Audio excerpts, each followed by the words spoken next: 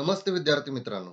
घटक चाचणी उत्तरांसह इयत्ता 10वी, विषय इतिहास राज्यशास्त्र, पाठ क्रमांक 6, मनोरंजनाची माध्यमे आणि इतिहास. विद्यार्थी मित्रांनो, याच पद्धतीच्या चाचण्या भूगोल, हिंदी आणि राज्यशास्त्रांच्या पण पाहायला मिळतील. त्यांच्या लिंक खाली तुम्हाला डिस्क्रिप्शन बॉक्स मध्ये पाहायला. चला, प्रश्न पहिला. विद्यार्थी मित्रांनो, याचं एक स्वतंत्र PDF आम्ही आपणास देणार आहोत. यामध्ये आपण फक्त डायरेक्ट उत्तर घेऊया. महाराष्ट्राचे आद्य कीर्तनकार यांना मानतात. हे आहेत संत नामदेव. दुसरा प्रश्न. तुळशीदासाने रचलेला डॅश लढाईचा पोवाडा प्रसिद्ध आहे.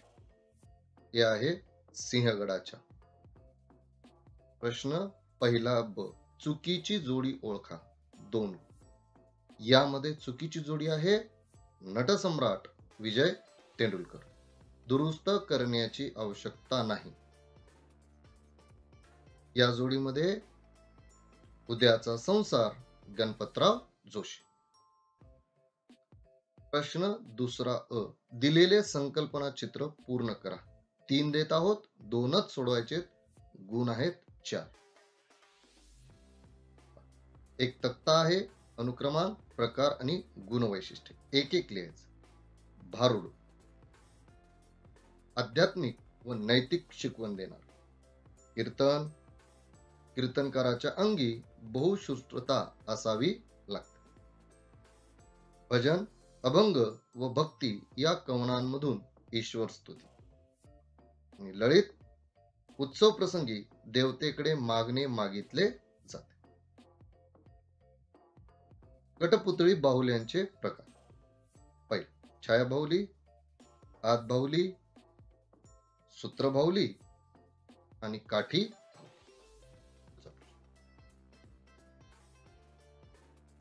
भजन या प्रकाराला लोकप्रिय करणारे संत. संत तुलसीदास, संत नामदेव, संत कबीर, संत मीरा.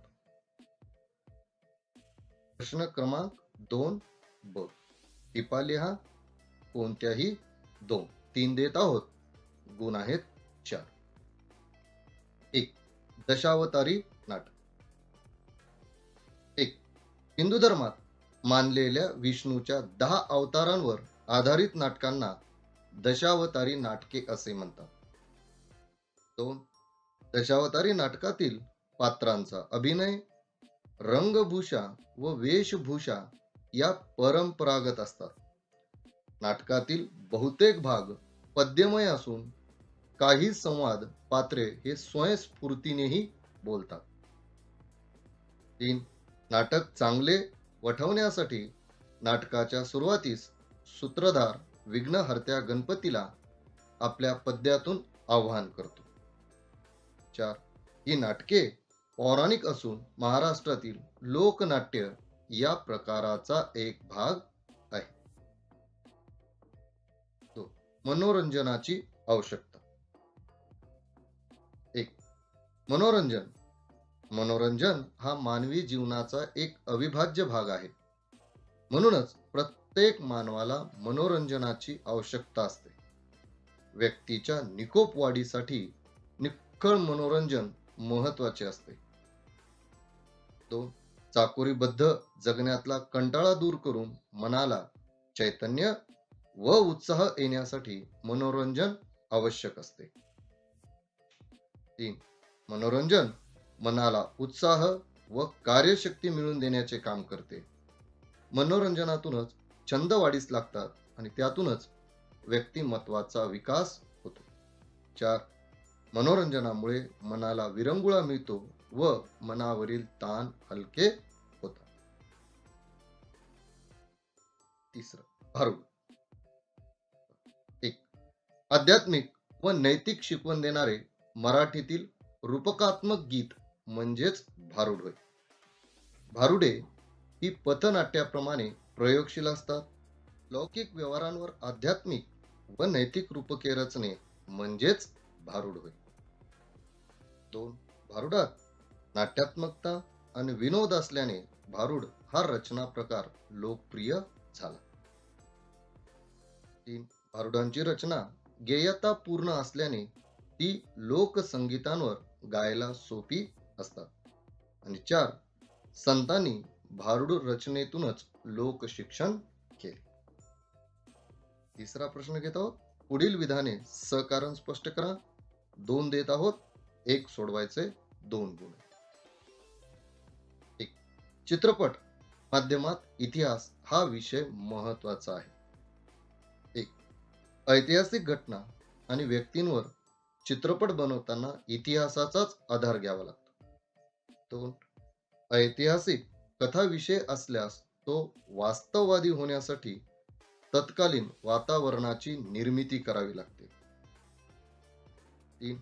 पात्रांच्या तोंडची भाषा, चालण्या बोलण्याच्या पद्धती ह्याही माहीत असाव्या लागतात.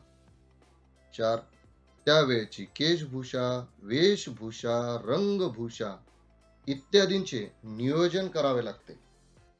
एकूण चित्रपटाचे वातावरण काळानुरूप वटवण्यासाठी चित्रपटाच्या माध्यमात इतिहास हा विषय आणि त्यातील जाणकार महत्वाचे असतात. ऐतिहासिक नाटकांसाठी इतिहासाच्या जाणकारांची आवश्यकता असते. 1. ऐतिहासिक नाटकाची संहिता, त्यातील पात्रांचे संवाद काल सुसंगत होण्यासाठी लेखकाला इतिहासाची जाण असणे आवश्यक असते. 2. नाटकाचे नेपथ्य, वेशभूषा, केशभूषा इत्यादी तपशील अचूक असणे महत्वाचे असते. 3. ऐतिहासिक नाटकातून तत्कालीन सामाजिक, आर्थिक, राजकीय चित्र रंगवताना इतिहासाचे ज्ञान असणे गरजेचे असते. 4. ऐतिहासिक नाटकाची भाषा व अभिव्यक्त करण्याची संस्कृती यांचे ज्ञान होण्यासाठी इतिहासाच्या जाणकारांची आवश्यकता असते. चौथा प्रश्न. पुढील प्रश्नांची सविस्तर उत्तरे लिहा. कोणतेही 2 गुण आहेत 6. 1. पोवाडा म्हणजे काय हे स्पष्ट करा. 1. पोवाडा हा एक गद्य पद्य मिश्रित सादरीकरणाचा प्रकार आहे. 2. पोवाड्यामध्ये शूर स्त्री पुरुषांच्या पराक्रमाचे आवेशयुक्त व स्फूर्तिदायक भाषेत कथन केले जाते. 3. छत्रपती शिवाजी महाराजांच्या काळातील अज्ञानदास या कवीने अफजल खान वधाविषयी रचलेला आणि तुळशीदासाने रचलेला सिंहगडाच्या लढाईचा पोवाडा हा प्रसिद्ध आहे. 4.